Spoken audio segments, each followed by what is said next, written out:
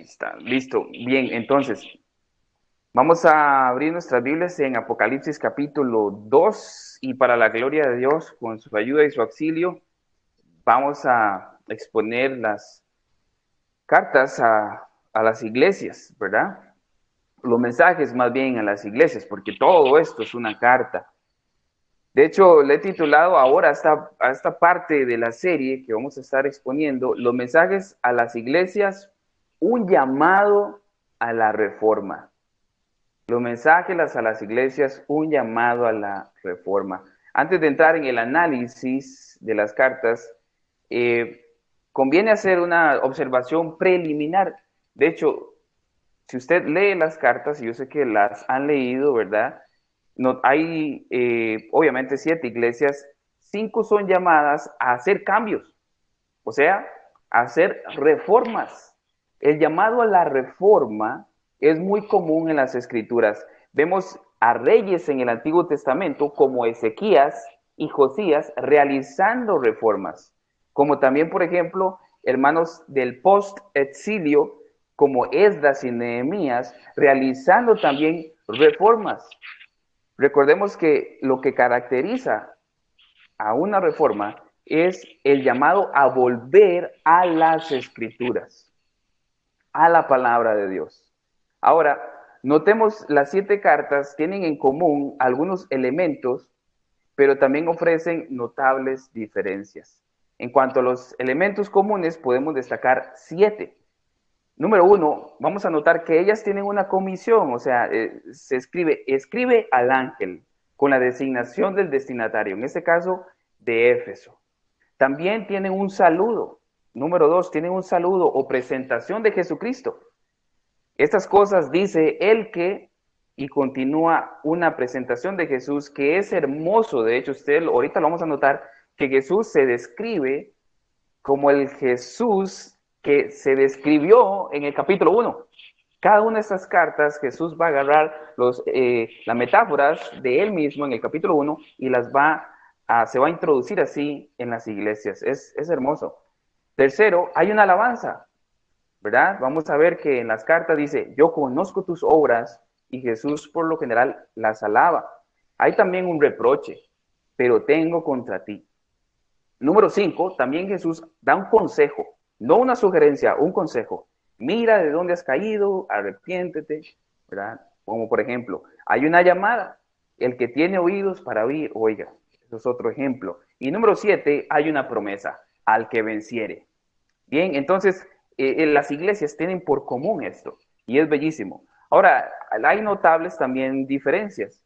Esmirna y Filadelfia, la iglesia de Esmirna y la de Filadelfia son las únicas que no tienen ningún reproche. Qué bendición de ellas. Yo estoy ansioso por estudiarlas y compartir eso con ustedes. Segundo, la Odisea es la única que no recibe ni una alabanza, lamentablemente. Un ligero análisis nos indica que las iglesias de Éfeso y la Odisea se hallan en grave peligro. Las de Esmirna y Filadelfia en excelente situación.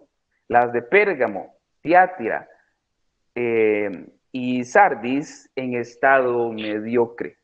Y por último, número 5, finalmente es de muy denotar la clara distinción entre la situación de la iglesia local como tal y la individualización de las personas.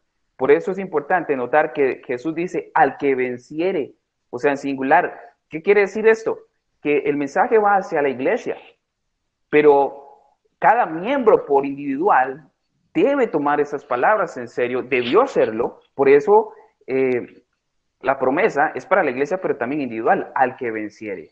Es también, hay individualización en el carácter del mensaje. Finalmente notemos que el Apocalipsis es una sola carta, es un libro profético, ¿verdad? Es decir, todas las iglesias, habíamos dicho que estaban conformadas como una especie casi de círculo perfecto en Asia Menor, y de Patmos iba a ser recorrida por Éfeso y así sucesivamente. Ahora, todas las iglesias iban a leer el Apocalipsis como un todo. Entonces, cada iglesia iba a leer la alabanza, la exhortación y el llamado al arrepentimiento de cada una de las otras iglesias hermanas.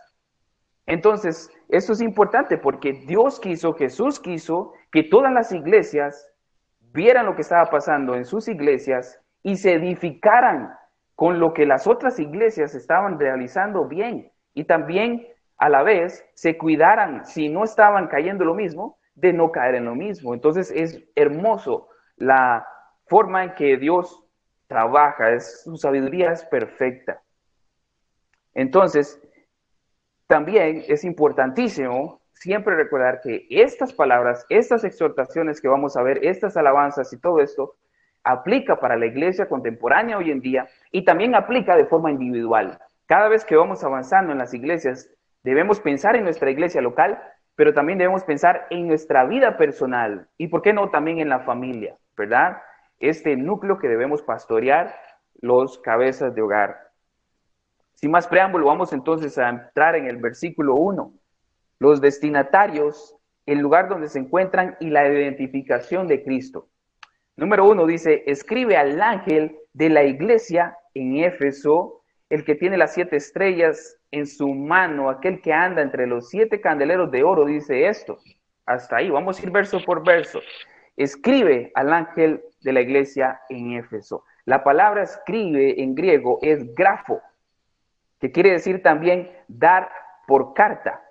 De ahí puede venir, ¿verdad?, la palabra graficar. En otras palabras, Cristo le está diciendo a Juan, esto que sigue es exclusivo para la iglesia de Éfeso.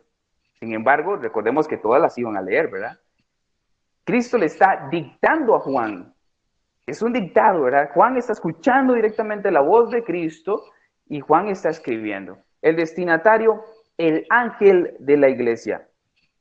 En el estudio anterior vimos el verso 20 del capítulo 1 y habíamos hablado sobre varias posturas sobre el significado de los ángeles en la mano de Cristo, y leo para ustedes el versículo 20 del capítulo anterior, del capítulo 1.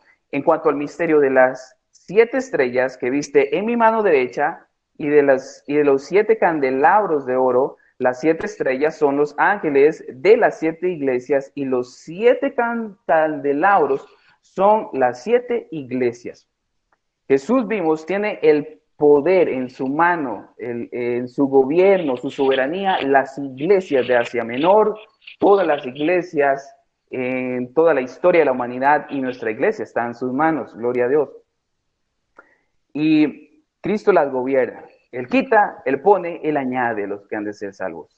Ahora, habíamos visto algo importante. ¿Quiénes eran los ángeles del capítulo 1? Habíamos visto que el ángel significa, la palabra ángel, ángelo, significa mensajero. Vimos también que algunos sostienen que son ángeles literales, pero esto no tiene sentido, ya vamos a ver por qué. Algunos también pensaban o piensan que esos ángeles o mensajeros eran los que iban a llevar las cartas a todas las iglesias. Otros también tienen la postura de que este es el pastor de la iglesia local de Éfeso, y otros también tenemos la postura de que más bien es la iglesia. Analizando entonces, habíamos visto razones para interpretar que estos ángeles del capítulo 1:20 son la iglesia misma. Ahora, aquí no somos dogmáticos. Si usted analiza el texto y se inclina a que, no, para mí es el pastor, o usted dice, no, para mí es la iglesia, está bien. Si piensa que es el ángel, analícelo muy bien, ¿verdad? O es el mensajero. Pero quiero darle 7 razones por las cuales, en mi caso, ¿verdad? Y reitero, no somos dogmáticos, pero yo me inclino a que es la iglesia. Razón número 1, los destinatarios son las iglesias que están en Asia. Vimos en el Apocalipsis 1:4, los destinatarios de este libro, el Apocalipsis, de esta carta, son las iglesias. Jesús, 2, como segundo razón, Jesús manifiesta tenerlos en su mano derecha. Y Jesús dijo en San Juan 10, y leo del 26 al 30, que él tenía los creyentes en su mano. Dice así San Juan 10, 26 al 30. Pero ustedes no creen. no creen porque no son de mis ovejas. Mis ovejas oyen mi voz, yo las conozco y me siguen, yo les doy vida eterna, jamás perecerán, nadie las arrebatará de mi mano. Mi Padre que me las dio es mayor que todos y nadie las puede arrebatar de las manos de mi Padre. Yo y el Padre no somos. Jesús aquí está hablando de todas las ovejas, no solo los pastores, todas las ovejas están en su mano y en las manos del Padre y nadie las puede arrebatar de su mano. Cristo tiene en su mano derecha a todo creyente, no solo a los pastores. Por ende, a cada iglesia local y por ende a su iglesia universal en toda la historia. Está en su mano. Tercera razón, Jesús se refiere a 7 y recordemos que este número significa plenitud o algo completo, lo cual tiene sentido si se refiere a toda la iglesia y no únicamente a sus pastores. Cuarta razón, el uso de ángeles o ángel en el Apocalipsis es mayormente simbólico. Quinta razón, la Biblia nos habla de la pluralidad pastoral y la palabra ángel en las cartas de las iglesias está en singular. Sexta razón, las alabanzas, exhortaciones, reproches, etcétera, que se le hacen a las iglesias, son a la iglesia entera, no solamente a los ancianos de la iglesia. El ángel es entonces la iglesia, pero vista desde el control del gobierno, del cuidado pastoral de Cristo sobre sus iglesias. Ellas son candelabros, pero Cristo es su luz. El hermano pastor Diego y yo conversábamos sobre eso y él me conversábamos, ¿no? Y él me comenta lo siguiente: aquí, de una forma simbólica, como candelabros que dan a luz, son vistas las iglesias, así también las iglesias, de una forma simbólica, son los ángeles. En otras palabras, son los mensajeros de Dios o las mensajeras de Dios. Así se puede decir que vemos el pasaje bíblico, las dos funciones de la iglesia. Deben de ser luz en sus comunidades y segundo, deben o transmiten fielmente el mensaje de Dios. Ahora bien, si interpretamos Apocalipsis 1:21, que el ángel de la iglesia en Éfeso es la misma iglesia, entonces todo tiene sentido. Ahora, ¿verdad? Y si usted piensa que es el ángel, es el pastor, como le digo, no somos dogmáticos, pero también cabe la posibilidad. Y quiero aquí aclarar algo que está implícito.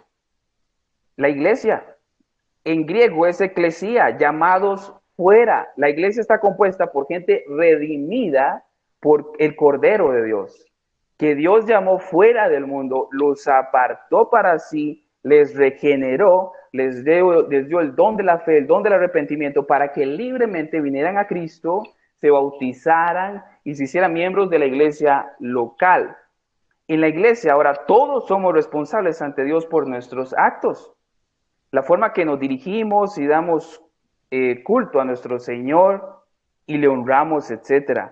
Pero dentro de la iglesia hay una estructura que Dios mismo puso soberanamente. Están los pastores y diáconos y ellos mayormente son responsables ante Dios por la grey en que Él los ha puesto por obispos y ancianos. Ellos tienen la autoridad dada por Dios en la palabra para corregir, exhortar, disciplinar, animar a sus miembros. De manera que está implícito acá que mayormente los pastores iban a recibir esta carta. Eran los más interesados en leer qué iba a decir Jesús y cómo veían su iglesia. Bueno, la iglesia que estaban pastoreando. Entonces, mayormente ellos con los que enseñaban eran los que tenían que venir a Cristo en arrepentimiento y fe, si ese era el llamado, seguir haciendo lo mismo, y con el ejemplo, guiar al rebaño. Guiar al rebaño. Entonces, eso es hermoso, hermanos. Por eso no somos dogmáticos en eso, pero es importante entonces ver esto en las cartas a las iglesias. La carta, el mensaje es para toda la iglesia, pero mayormente los pastores y encargados de la enseñanza y de la supervisión de la iglesia tenían que tomar cartas en el asunto inmediatamente y dar el ejemplo y convocar a la congregación a ayuno, a arrepentimiento, si es necesario. Muy bien, les recuerdo la aplicación que vimos. Esto, una vez más, debió consolar los corazones de los hermanos en las iglesias del primer siglo y de Juan mismo. Saber que en medio de la persecución, la tribulación, las injusticias, el maltrato, etcétera, Cristo estaba con ellos en control, gobernándoles, y aunque pasasen por el fuego, Él estaba con ellos igualmente. Nosotros, la iglesia local, nuestra ubicación en la iglesia, Cristo está con nosotros, Él nos ve, Él nos supervisa, y oremos a Dios para que en este recorrido a estas iglesias, nosotros como iglesia, nos analicemos, usted y yo, nos analicemos nuestra familia. Sigue diciendo el verso, en Éfeso, continuando con el análisis de la carta a la iglesia de Éfeso, vemos que después de la comisión, escribe el ángel, el destinatario es la iglesia en Éfeso. Nótese que según el uso constante del Nuevo Testamento se dice en y no de, para señalar la ubicación de la comunidad eclesial. La iglesia estaba en Éfeso, no la iglesia de Éfeso, ¿verdad? En Éfeso. Ahora, respecto a Éfeso, la siguiente información es de provecho y es necesaria.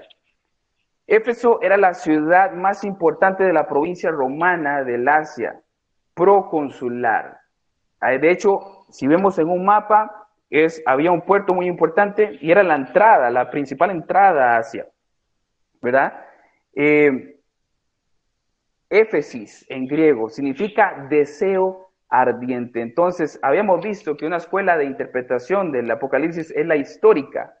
Las iglesias para ellos mencionadas acá eran iglesias que representaban un momento histórico en toda la línea de tiempo de la iglesia mientras que Cristo llegaba. Entonces, para esta escuela, el hecho que Éfeso significase deseo ardiente, para ellos los hacía pensar o los hace pensar en la iglesia primitiva, una iglesia que estaba enamorada de Cristo, una iglesia que estaba ferviente, trabajaba mucho, y de hecho hay un crecimiento del cristianismo como creo que nunca antes lo había existido, ¿verdad?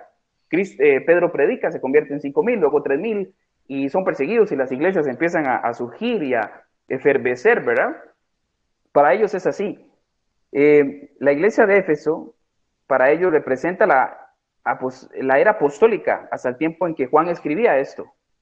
Ellos interpretan que la primera iglesia neotestamentaria fue muy fructífera.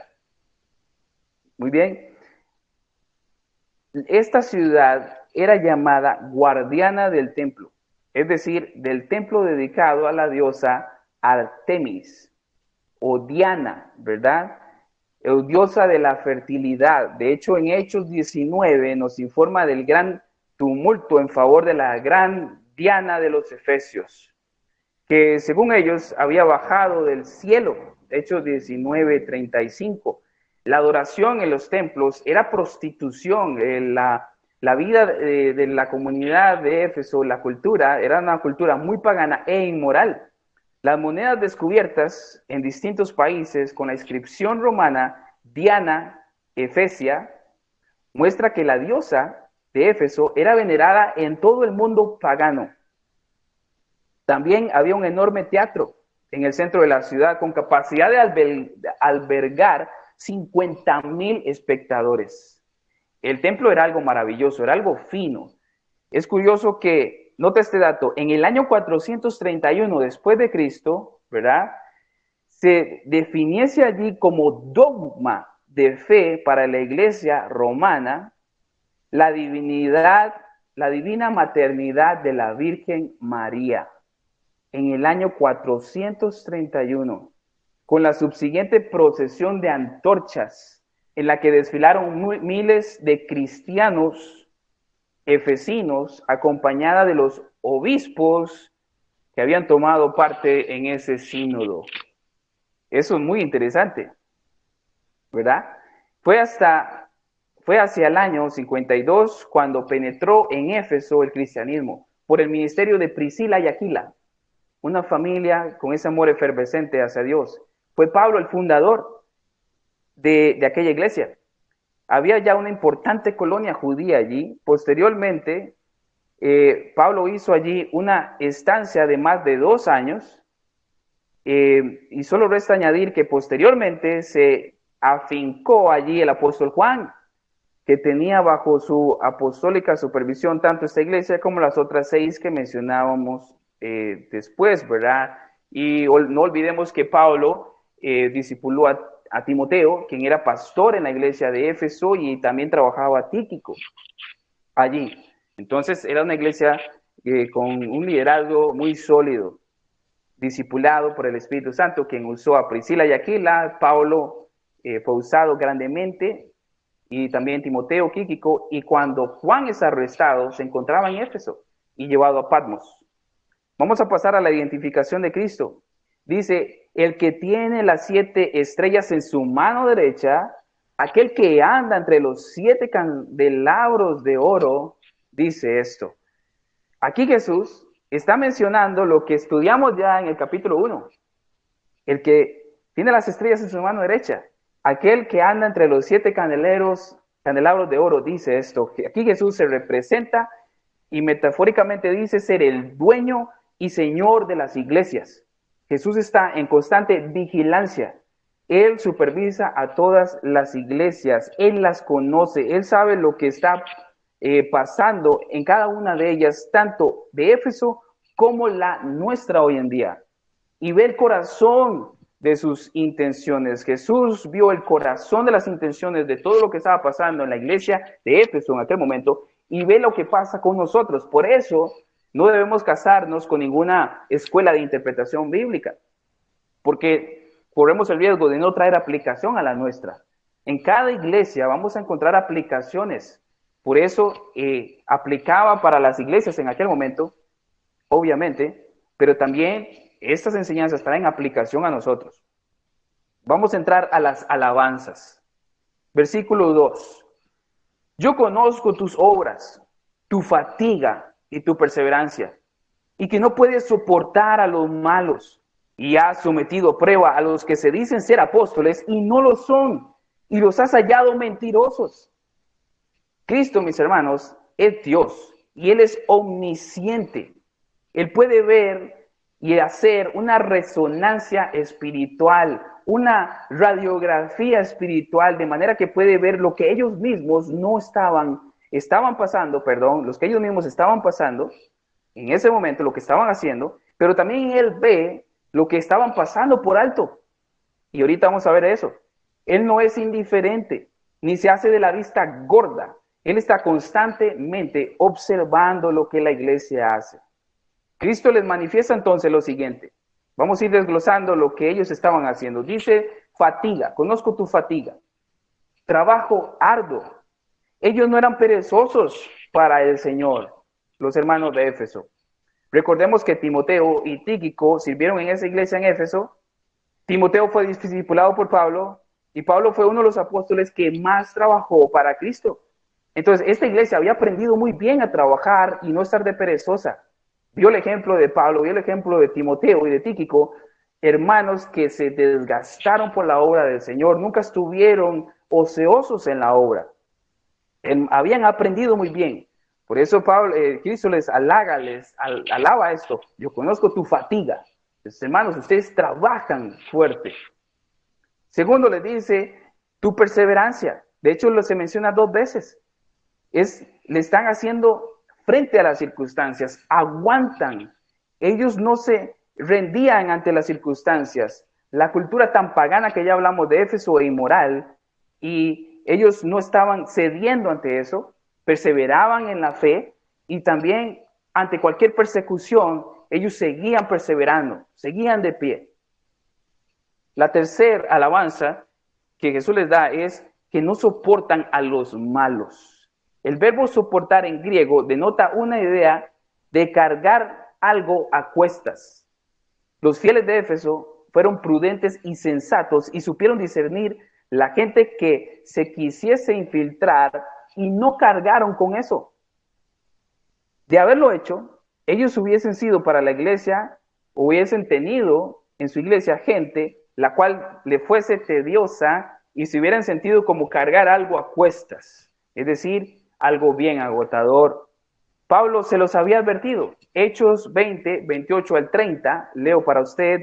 Tengan cuidado de sí mismos, les dice Pablo, y de toda la congregación, en medio de la cual el Espíritu Santo les ha hecho obispos para pastorear la iglesia de Dios, la cual él compró con su propia sangre. Sé que después de mi partida vendrán lobos feroces entre ustedes que no perdonarán el rebaño. También de entre ustedes mismos se levantarán algunos hablando cosas perversas para arrastrar a los discípulos tras ellos. Hermanos, ellos no olvidaron las advertencias que fueron dichas por el apóstol. Ellos las guardaron en su corazón y se mantuvieron alertas. Por eso no soportaban a los malos. La cuarta alabanza dice: has probado a los que se dicen ser apóstoles y no lo son, sino que los has hallado mentirosos. Recordemos que la palabra apóstol quiere decir emisario de Cristo, embajador del evangelio, comisionados por Cristo, a quienes les respaldaban poderosos milagros o poderes milagrosos que validan el mensaje que ellos llevaban. Los hermanos de Éfeso validaban a los que decían ser apóstoles o decían ser de Cristo, validaban sus dones, eran honestos y los confirmaban de ser así, pero de no ser así, los desacreditaban. Ese trabajo era arduo y a pesar de eso no desmayaban. La palabra mentiroso también se puede traducir como alguien farsante o hipócrita. Apariencia de piedad negando la eficacia de la misma. Pablo en 2 Timoteo también le dijo a Timoteo, quien era pastor de Éfeso, teniendo apariencia de piedad, pero habiendo negado su poder, a tales evita, 2 Timoteo 3:5.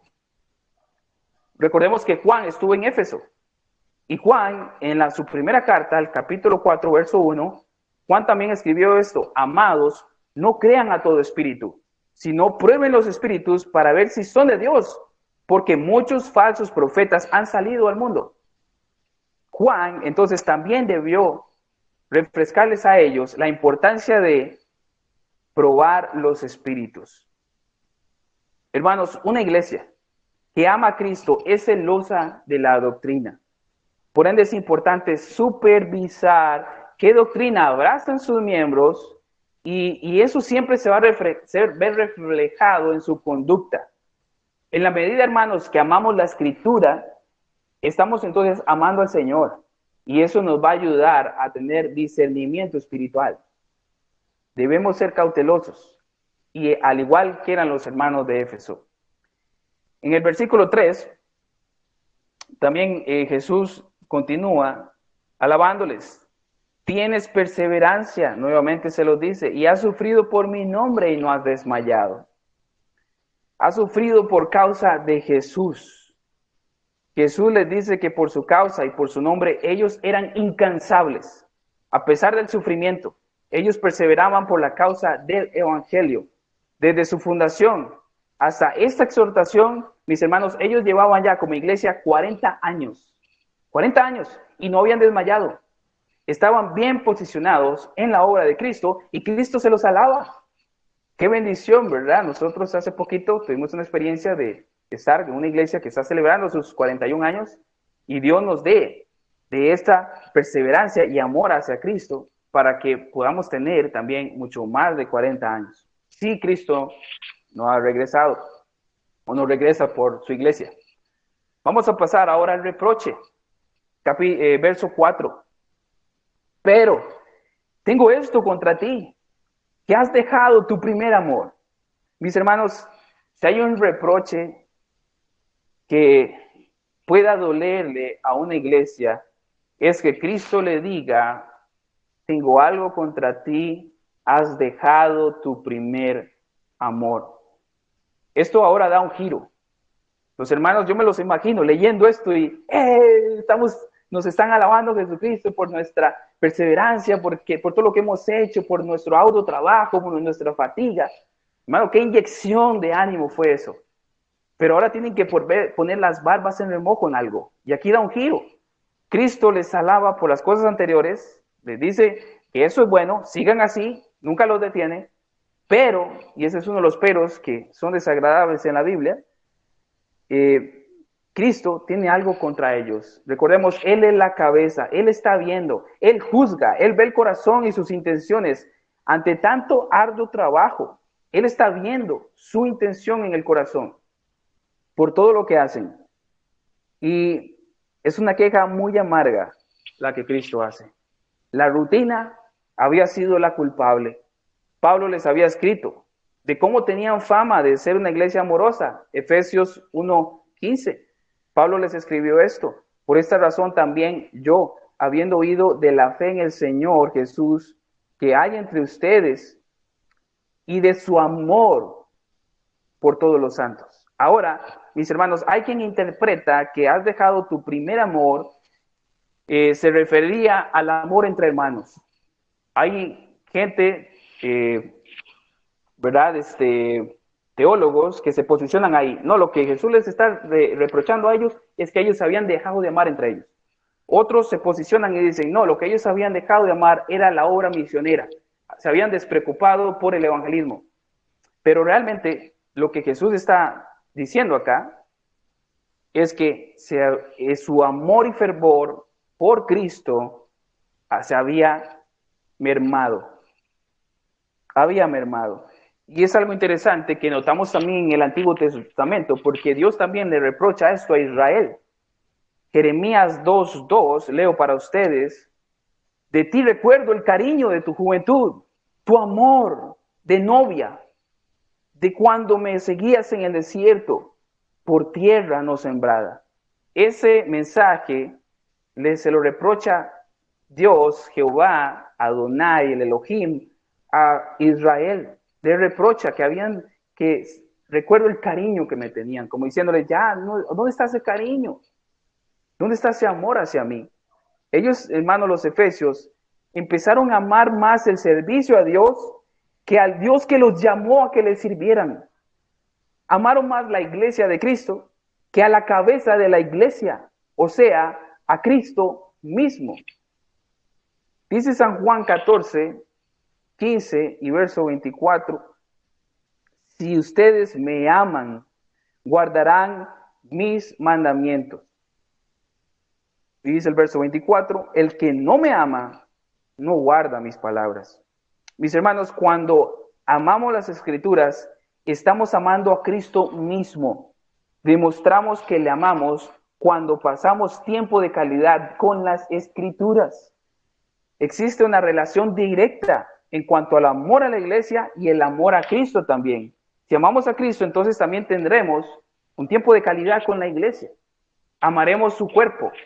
Aquel que dice amar a Cristo y no está siendo o preocupándose por ser miembro de su iglesia, debe entonces examinarse en cuanto a ese nivel que tiene por Cristo o su amor, su primer amor por Cristo, y debe efervecer ese amor por Cristo. El alejarnos o enfriarnos es un proceso.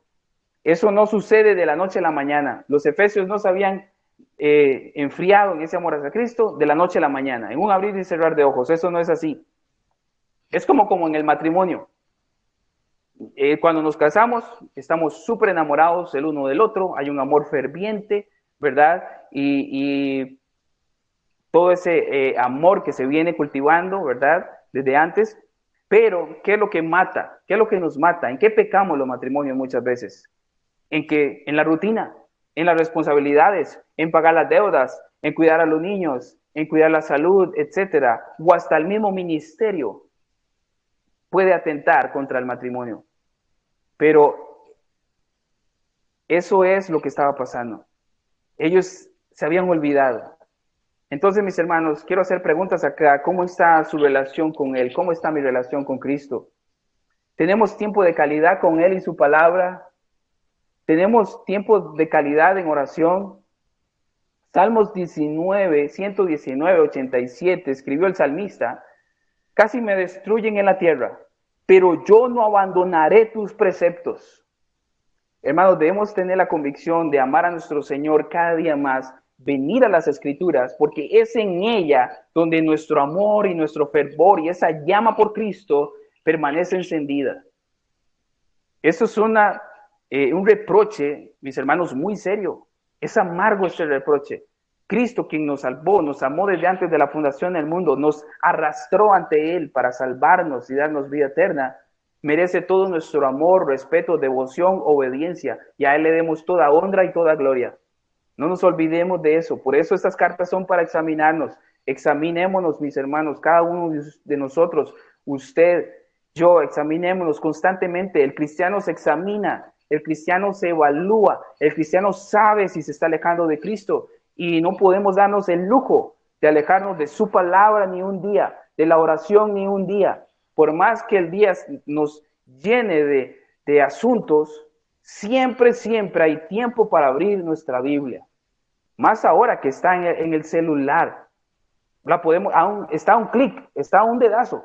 Estoy a un dedazo de accesar la palabra de Dios. Y ella nos guardará, ella nos vivifica, ella nos santifica. Jesús dijo en su oración sumo sacerdotal allá en San Juan capítulo 17, santifícalos en tu verdad, tu palabra es verdad.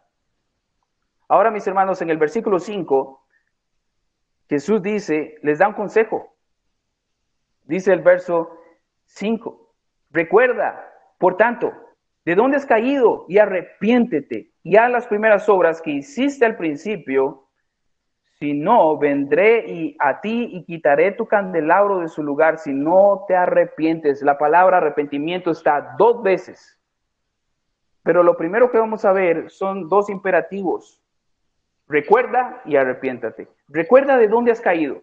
Cuando hacemos memoria, estamos reflexionando, nos vamos al pasado. Está en pasado, de hecho, ¿de dónde has caído? Estabas en un lugar antes, pero de ahí te caíste.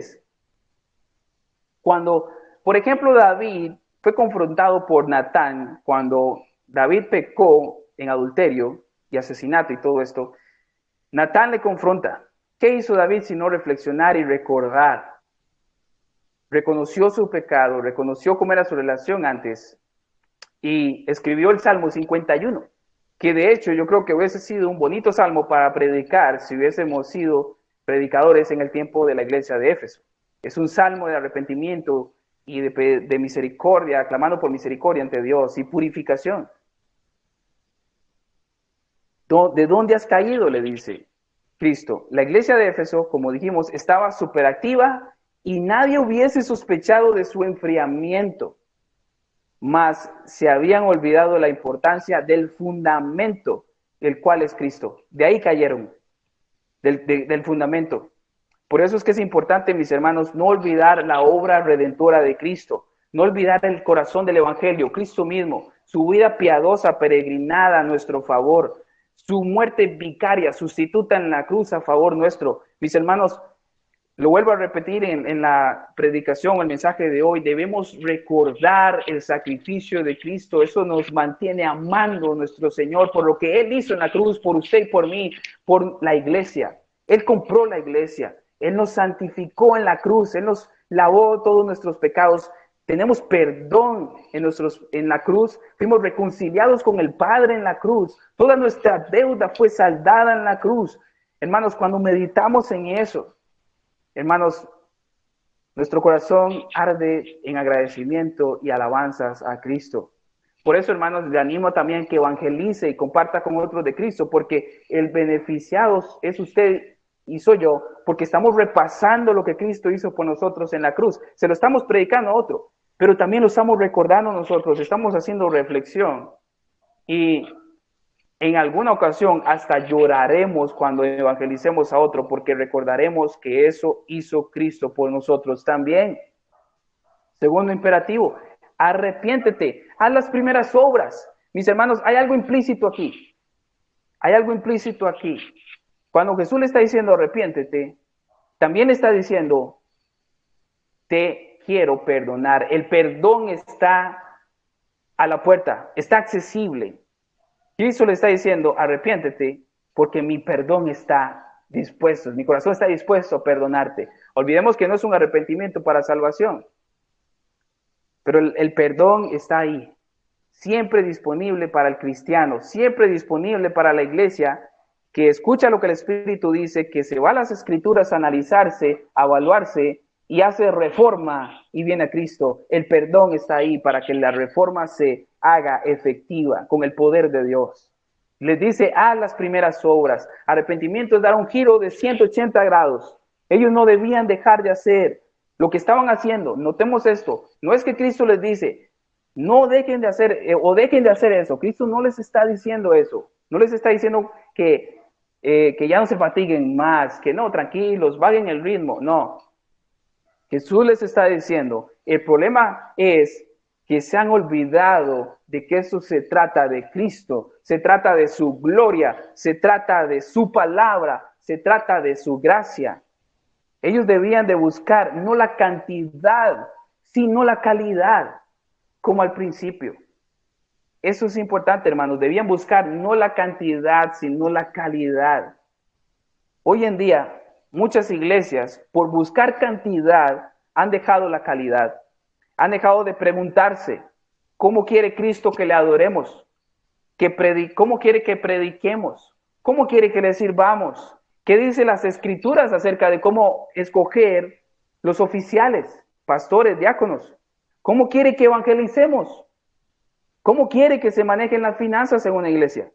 Muchas iglesias han adoptado hoy en día modelos populares de iglesia y han abandonado el modelo bíblico y administran la iglesia como si fuera un negocio. Muchos pastores se autodenominan hoy en día pastores, sin que la iglesia haya discernido, evaluado, observado y validado ese don en ese siervo. Y no les interesa practicar la disciplina eclesiástica en muchas iglesias. Bautizan gente juntados, en fornicación.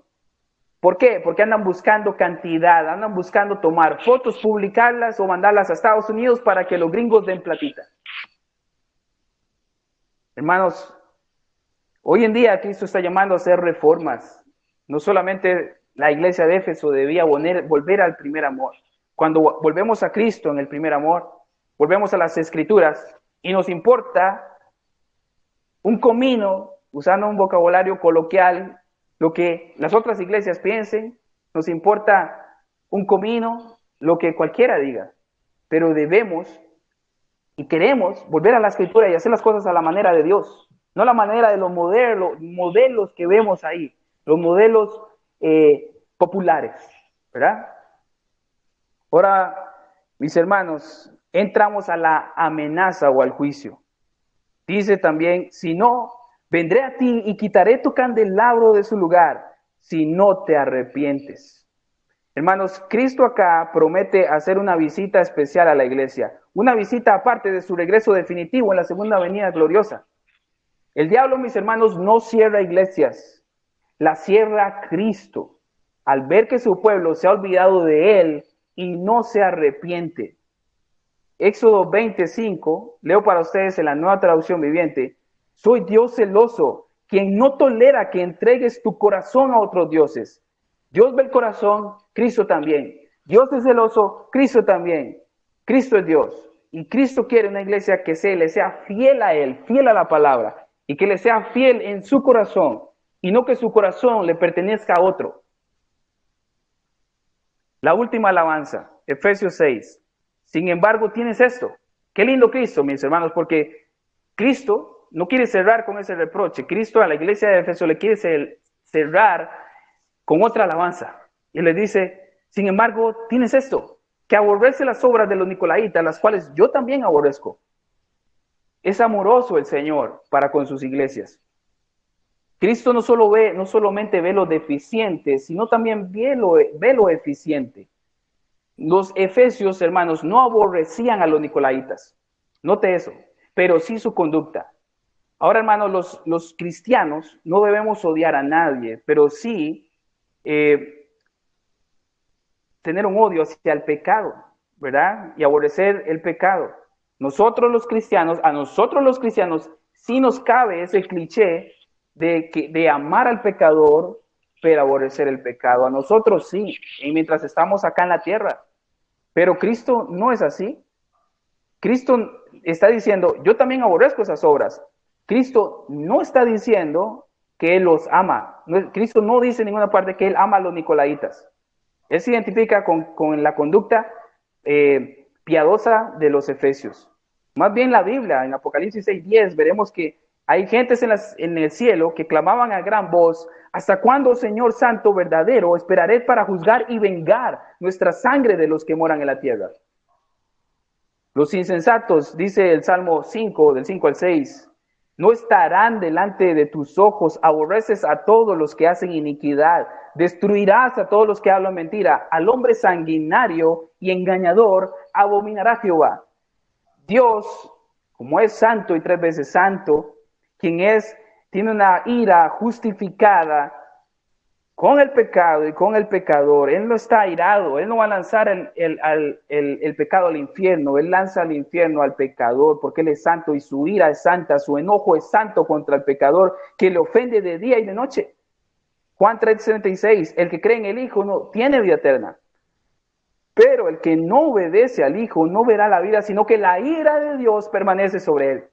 ¿El amor de Dios permanece sobre él? No, su ira santa. ¿Quiénes eran esos nicolaitas? Hermanos, Ireneo escribió que el diácono Nicolás, que aparece en Hechos, capítulo 6, él escribió que este diácono se había apostatado, había abandonado su fe verdadera y estableció una especie más bien de secta. Muchos no constatan esto, pero Ireneo lo escribió.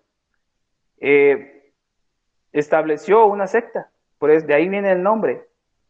La iglesia de Pérgamo tenía el mismo problema con esta secta, eso lo vamos a ver después.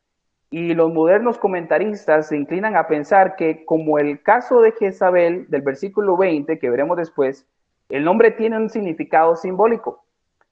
En efecto, vemos que en el griego, Nicolaitas o Nicolaos, significa vencedor o conquistador del pueblo. Así la similitud con el hebreo Balaam, que significa dueño del pueblo. Sería evidente o connotaría pues el afán de ejercer autoridad y dominio sobre el pueblo, como el aludido Diótrefes de la tercera carta de Juan. Muy bien. Hermanos, ¿cómo podemos defender de los enemigos? Vigilando la doctrina, la conducta de los miembros de las iglesias. Los nicolaitas vuelven a salir en el versículo 15, que después iremos ahí, cercanos a los que siguen la doctrina de Balaam. Por la multitud, en el versículo 20, parece ser que todos ellos propugnaban los mismos errores y las mismas prácticas pecaminosas. Y ya para ir terminando, la promesa. El que tiene oído, oiga lo que el Espíritu dice a las iglesias. Jesús hubo hablado de la misma forma, mis hermanos, en Mateo capítulo 13, cuando expone las parábolas. Jesús dice ahí en el verso 9, 12 y 14, el que tiene oídos, que oiga. Y cita a Isaías, ¿verdad? Que dice, porque a ustedes se les es conocido los ministerios del reino de los cielos, pero a ellos no les ha sido acontecido. Y dice, y en ellos se cumple la profecía de Isaías, que dice, al oír, ustedes oirán, pero no entenderán. Esta frase, el que tiene oídos, que oiga, nos afirma más bien que el libro de Apocalipsis debe interpretarse de forma también simbólica. Así como Cristo habló por parábolas. Recordemos que sus discípulos vinieron y le preguntaron, ¿qué quiere decir con esto? Y Jesús se los explicó. Mas los otros no vinieron a Jesús diciéndole, ¿qué quiere decir esas parábolas? Ellos no vinieron. Por lo que ellos, los que no le preguntaron, quedaron ausentes ante la descripción de lo predicado por Jesús. También recordemos que el tener luz ante las palabras de Cristo, el comprender lo que el Espíritu dice, es un don concedido sobrenaturalmente por Dios y soberanamente por Dios. Ahora dice lo que el Espíritu dice a las iglesias. El Espíritu Santo es el vicario de Cristo aquí en la tierra. El Espíritu Santo es el consolador, es también el paracletos, el abogado. Él es el aliento cálido de Cristo, su Espíritu Santo dictándole a Juan lo que la iglesia de Éfeso y cada uno de sus miembros debían leer, escuchar y obedecer. Y dice al vencedor, aquí la parte individual.